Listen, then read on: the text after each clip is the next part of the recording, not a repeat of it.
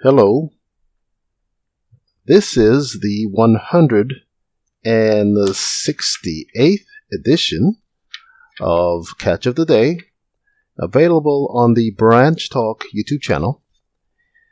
Today we're going to continue reading from a book written by Doug Mitchell entitled The Four Carpenters, The Ensign, The Time of Jacob's Trouble, and The First Deliverance. Starting at the top of page 6, we read, "The prophet first saw four horns, which perfectly symbolize those Gentile nations which scattered God's people. Four horns are used to push and scatter. Afterwards, though, he saw four carpenters, thus lending the impression that they have come to build. For that is the business of carpenters. When the prophet saw the carpenters, he wanted to know the purpose of their presence. In his answer, the angel first told him that these carpenters are none other than the four horns, Gentile nations, which had scattered Israel, Judah, and Jerusalem. And these same horns that scattered Judah, Israel, and Jerusalem have now returned as carpenters to cast out the Gentiles, and thus free God's people. It therefore becomes obvious that the four horns, which Zechariah first saw, point back to the time when Israel and Judah were scattered, and the symbolism of the four carpenters must point forward to a time years later, when God is to restore and rebuild the kingdom. Briefly then, the symbolism of the horns looks back to the destruction of the kingdom, whereas the carpenters looks forward to the repairing of it. Through it all, we see in Zechariah's prophecy a prediction that one day Gentile nations would be engaged in rebuilding the Israelitish kingdom in Palestine that was once destroyed. We see also that there is to be a world war in which Gentiles outside of Palestine and Gentiles within will be involved. In that war, God's people, Judah, Israel, and Jerusalem, are to be delivered and made free, and the kingdom will be rebuilt." 13 Symbolic Code 1 and 2, page 4 to 6. Therein we learn that one reason why Brother Hotter believed that the four carpenters are Gentiles is because many Gentiles will be active in building up the kingdom. From Isaiah 60, verse 10 and 11, we know that will be true after the saints possess the land. But the question is, will they be doing so in any significant way before that time?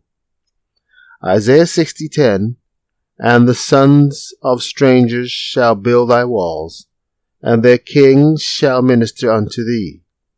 For in my wrath I smote thee, but in my favor have I had mercy on thee." In Ezra and Nehemiah's time, the people of God, the Jews themselves, had to build against great odds. But for the church purified, the Gentiles shall gladly build. Not only the common people, but even their kings are to minister to the servants of God. 1 TG 40:19.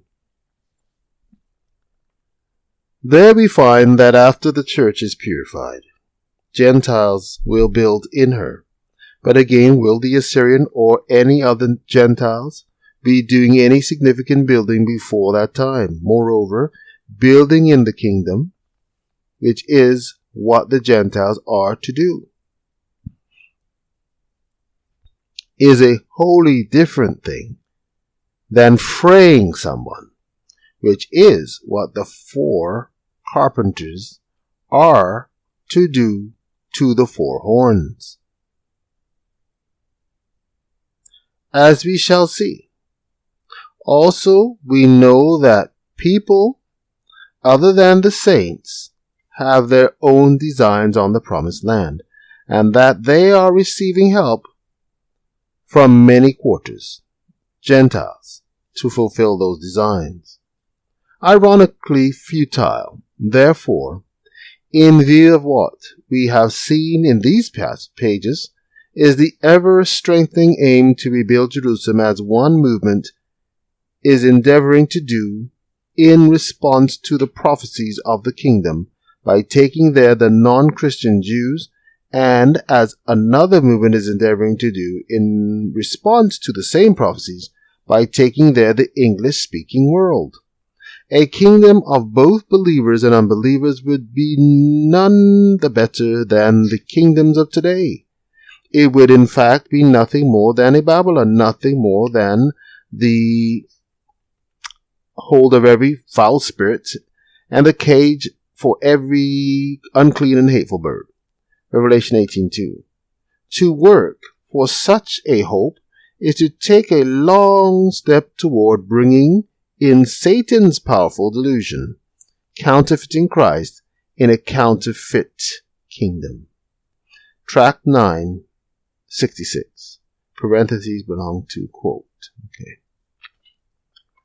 Time has shown us that it was the United Nations, led by the U.S., England, and their allies, the Assyrian 1TG 3:14, that was prominent in paving the way for the non-Christian Jews to return to Israel and establish the State of Israel in the late 1940s. Similarly, the English-speaking world, and more specifically, the churches thereof, also have their sights on the promised land, and are even applying the prophecies concerning the purified remnant returning to the land to the current return of the non-Christian Jews, so as to make it appear that their false interpretations are true to the end of setting up their counterfeit kingdom.